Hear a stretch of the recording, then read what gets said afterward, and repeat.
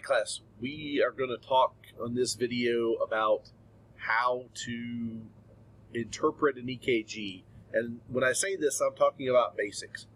So we've got literally a semester ahead of us to learn how to do this. But the thing that I want to stress to you guys is to start developing your style of interpreting a rhythm, and it needs to be a very structured way in which you're going to read it. As you begin to do this, again, you're going to do this in a slow process. As you get better, you're going to speed up naturally, okay? But the key thing is number one, first and foremost, is you got to have accuracy. But you got to use a consistent and analytical process when you do that. And unfortunately, that means you're going to have to learn rules for the different dysrhythmias.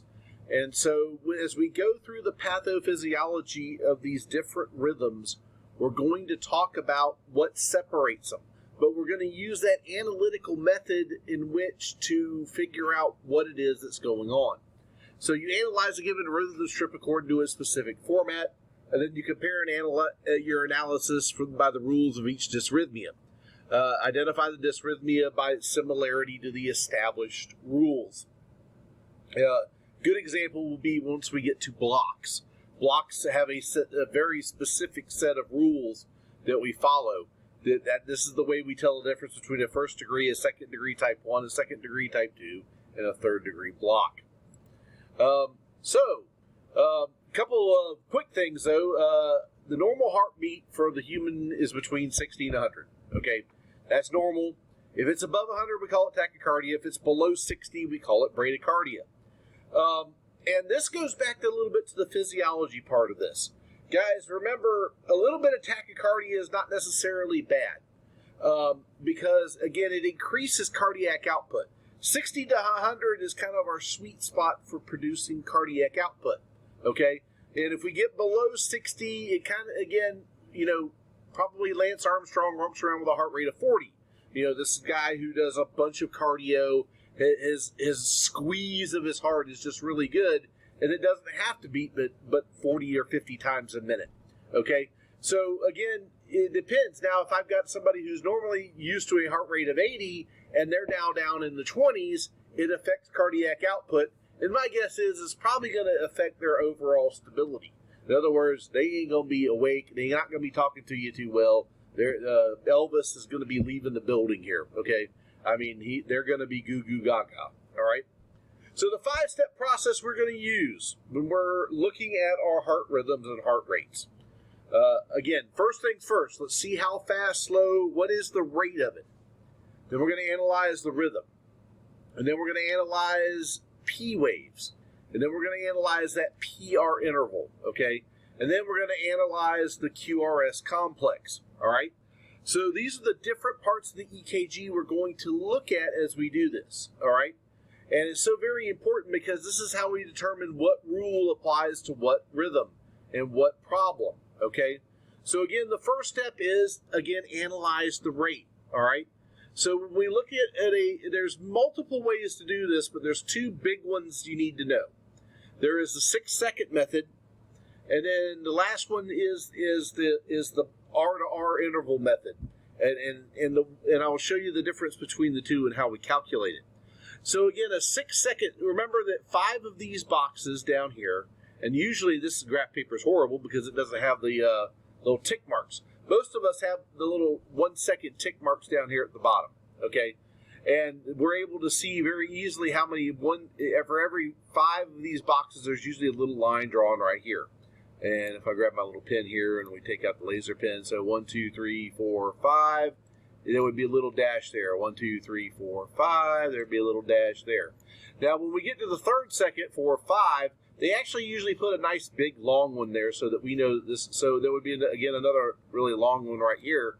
So you can see that this is 3 seconds. So if we go a little bit farther, 1, 2, 3, 4, 5, there's the 4th second, 1, 2, 3, 4, 5, 5th second, and then 1, 2, 3, 1, 2, 3, 4, 5, and there's a nice long one for us, okay? Now, the reason that I'm saying this to you is always double check that the slashes are in the right place. don't assume that a heart rhythm is a 6-second strip, unless it very specifically says it, okay? And the way that you confirm that is you do what I just did. Count it out. 1, 2, 3, 4, 5, click. 1, 2, 3, 4, 5, click. And that's how you determine. So actually the 6-second mark is actually on this line right there, okay? So this whole entire thing is 6 seconds, all right? So this part right here, again, 6 seconds, all right? So, again, doing a little math here, we count our QRS complexes. We got 1, 2, 3, 4, 5, 6, 7, 8. We got 8 QRS complexes in the 6-second time frame. We take that 8, we multiply it by 10, because again, we got 10 6-second periods in a minute. So our heart rate would come out to be, again, 80 is our 80. Now, the thing about using this method, guys, just remember this, it needs to be a regular rhythm when you're using either of these methods, okay? If you're using either of these methods, they really do need to be a regular rhythm, okay? Because if they're not regular, then again, you really want to go off of your pulse rate than you do, per se, a heart rate. And that heart rate's going to change all over the place, okay? So again, look at the rate, try to figure it out, look at the rhythm, see if it's regular, occasionally irregular, regularly irregular, or irregularly irregular. And we'll go over those different things when we get to the different. A good example of irregularly irregular, by the way, would be an atrial fibrillation. Regularly irregular would probably be something like a trigeminy, quadgeminy, when we talk about those rhythms. Occasionally irregular, they throw a PAC from time to time. All right. So again, remember, that's the one way to do it is to the 6-second method. The other method that we can use, and I've got another slide on this, so we're going to keep going forward on it. There we go. So the other method is the R to R method, and I want to click ahead to this one. So if I've got an R wave here, and I usually find one that has an R wave. So you got your QRS complexes right here, and then they got a T wave, and then you come back over here, and you got a P wave, and you got your QRS here, and you got your T wave. So using this method, again, what we would do is count from this line. So if there was a QRS complex here, that's 300 a minute. There's a QRS here, that would be 150 a minute. Again, this QRS fell on this one right here, so the heart rate is actually 100 beats per minute. If we did this out mathematically, this is exactly what you would see. I don't really want you to memorize, but the ones I do want you to memorize is probably these right here. If I've got only one little box, if I got one big box between QRS complexes, I got a rate of 300. If I've got 2 boxes, I know that my rate's 150. If I got 3 boxes in between, I know my heart rate's 100.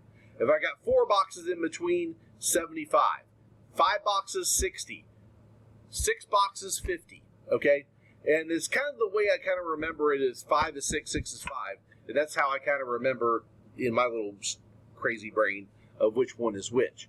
I know that if I go more than 6 boxes and I don't see a QRS complex, that heart rate is too slow, and we probably should be doing something about it. All right, so again, we're going to analyze our P waves. We're going to see if there are any present, because sometimes we have rhythms that don't even have them. Are there P waves that are regular? Is there one P wave for each QRS complex? Okay, so again, in a normal heartbeat, guys, in the normal heartbeat, we have, see if it'll draw here.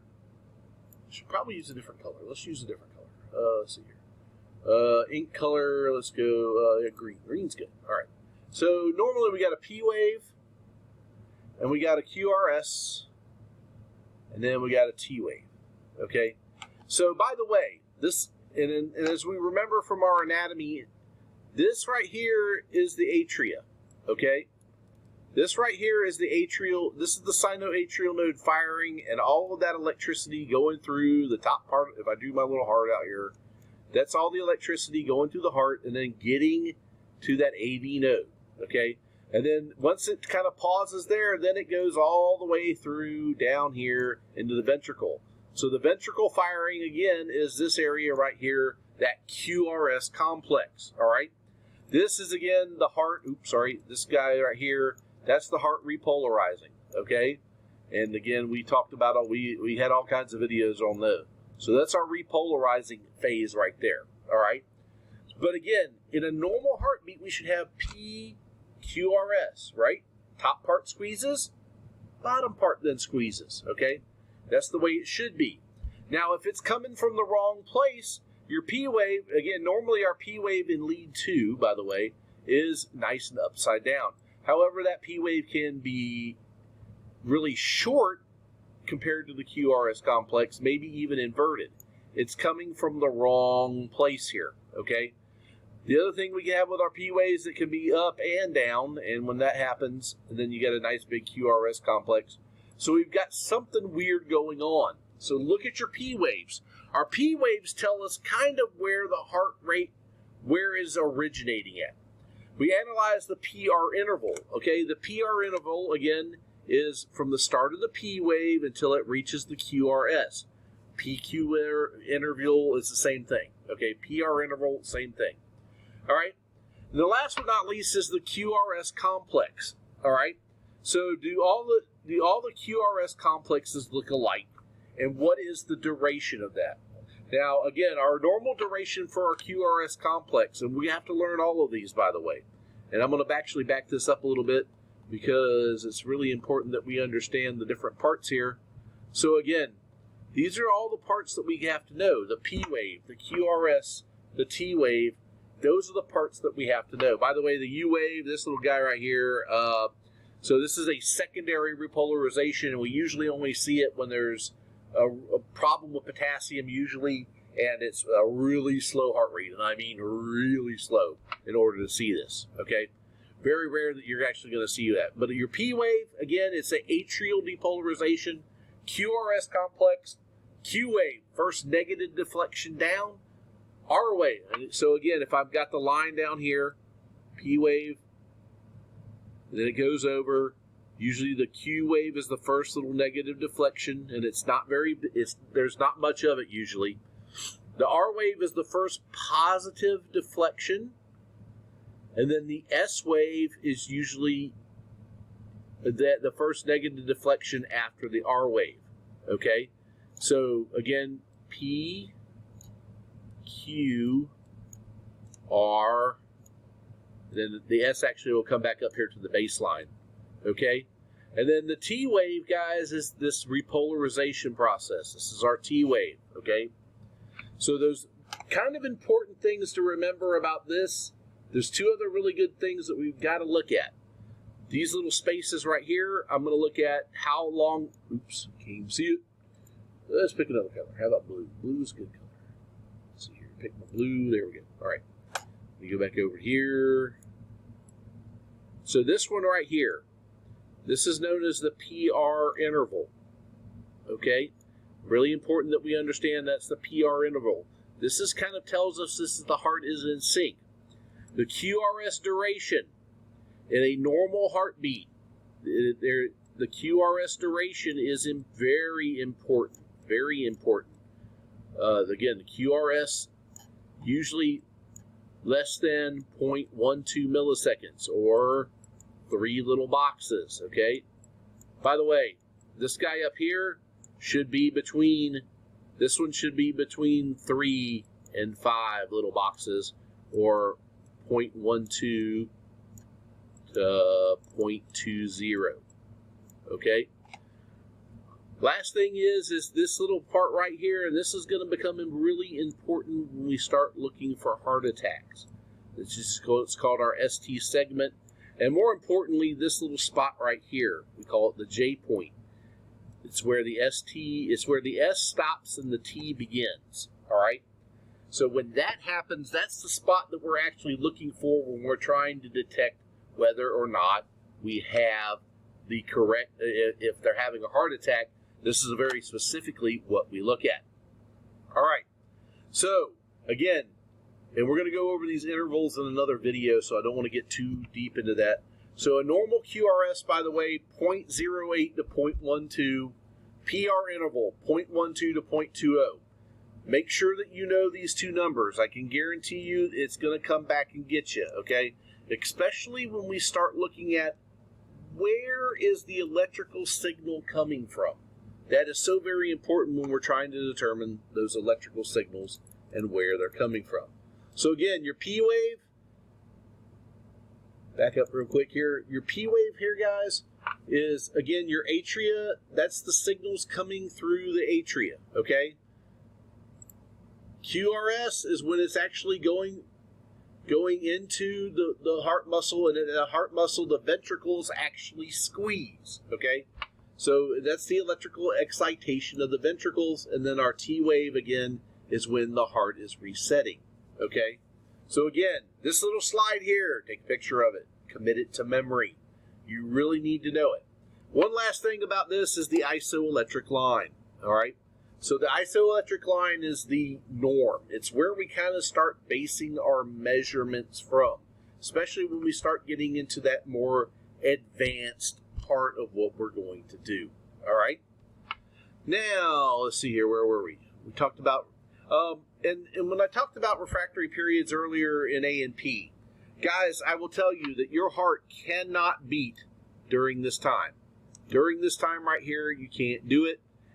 Here, it can still beat, but it can cause problems. It can cause the heart to get completely out of sequence and start to quiver. We call that VFib, which we're all going to learn VFib is bad.